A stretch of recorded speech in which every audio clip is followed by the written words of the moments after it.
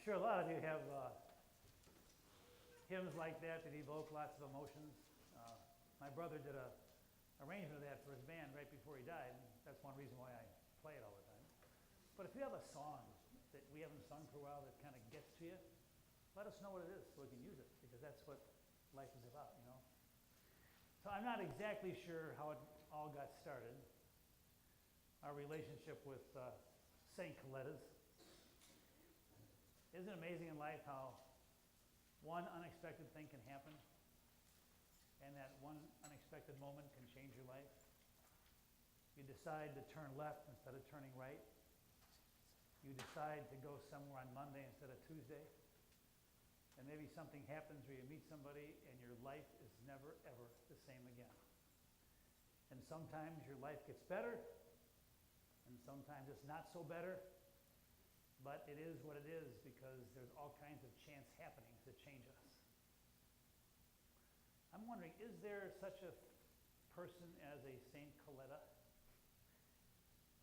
Is there such a person who's a saint that stands for the dignity of all God's children? A saint that teaches us that life is about what we can do and not about what we can't do? A saint that helps us see beyond helmets and wheelchairs and all that stuff that gets in the way, right into a person's soul to discover that person for whom he or she really is. A saint that teaches us that some of the most powerful words we say are the words we choose not to say. A saint that helps us see that in our weakness, we sometimes are the strongest. That our beauty is not what's on the outside, but what comes out of the inside from our heart and soul.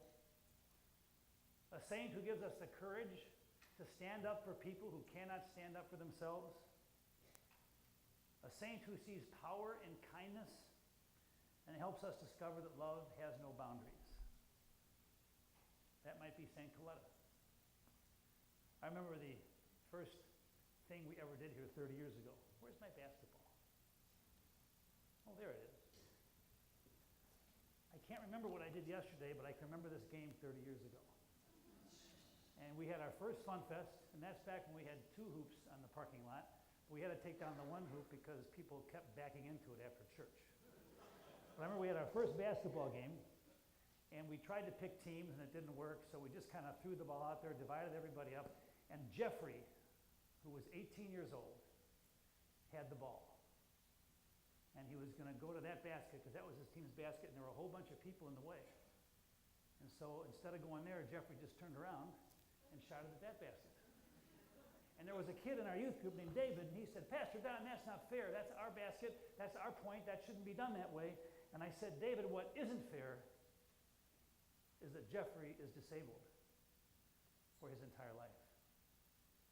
What is fair is the love on this basketball court." David went to college, and he's now a special ed teacher.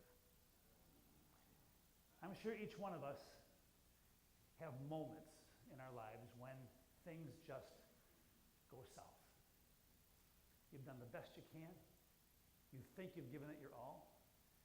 And at the end of the day, you're beside yourself because it doesn't seem to be good enough. I don't mean to get personal with you, but I had a personal meltdown Friday night. You know, for years, Jude took care of Dorothy because she has no family. And then when Jude left us, it was up to me. And Dorothy was doing fine. You know, her husband had passed. They had no kids. She had all kinds of money. She lived in a nice house. She went to Peace Village and lived there.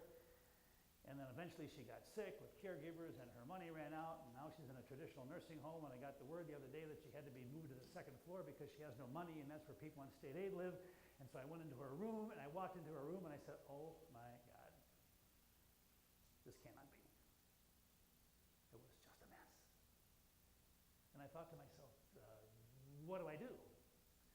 And so instead of going to the tavern, I came here. And I just happened to sit down, and there was a hat laying around. I had made them for the Sandburg cross-country team, and they took them, and I had one left. And so I sat down and was frustrated, had a few tears in my eyes, and I just saw this hat, and I put it on my head, because I had bad hair by that time of the day. And I looked at the word on here, and it says honor. Honor. With an eagle flying in the air. And I thought to myself, isn't that kind of our calling in life?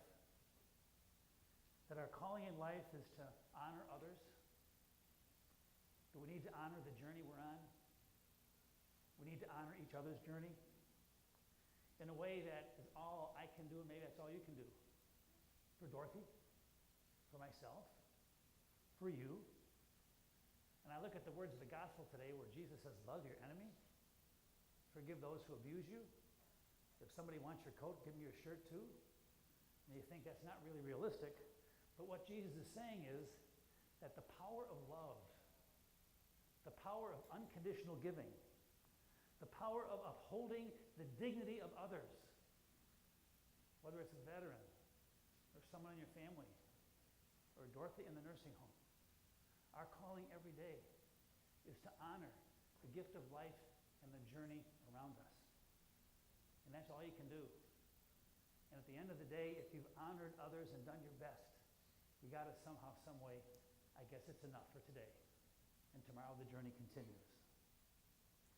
You know, we don't honor the flag by ripping it apart. We don't honor the human spirit by tearing other people down. We don't honor our country by forgetting from whence we come and the principles that hold us together. To honor others is to love and to care and to give from the very guts and depths of who we are. And to somehow know in our heart that even though it may not look that way on the outside, when you love, that is the most powerful gift in the world. And ultimately, that gift of love and giving is going to pay off and make a difference. I'm not sure where you learned that. I guess I learned it from my mom, from my dad, from a whole bunch of you, the way you treat me and other people, and even from Jesus. And I guess there's a saint named Coletta that grabbed me and a bunch of others 30 years ago. And I know now that saint will never let us go. Amen.